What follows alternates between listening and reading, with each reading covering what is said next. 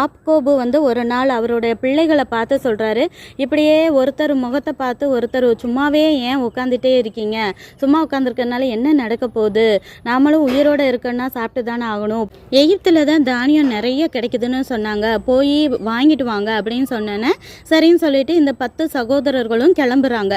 ஆனால் பென்யமீனை மட்டும் யாக்கோபு விடலை. ஏன்னா இந்த 10 சகோதரர்களை நம்பி ஏற்கனவே யோசேப்பை விட்டதுனால, யோசேப்பு மறிச்சு போயிட்டாருன்னு யாக்கோபு நினச்சதுனால பென்யமீனையும் விடலை. அவங்கள நம்பி எப்பயுமே நம்மளுக்கு ஒரு பொறுப்பு கொடுக்கும்போது அதில் நம்ம ஒரு தடவை தவறிட்டாலும் அந்த நம்பிக்கையை இழந்து போயிடும். அதே போல் அந்த சகோதரர்கள் மேலே அவருக்கு நம்பிக்கையே இல்லை. அதனால் அந்த 10 சகோதரர்களை நம்பி பென்யமீனை அனுப்பிவிட மாட்டேன்னு சொல்லிட்டாரு யாக்கோபு.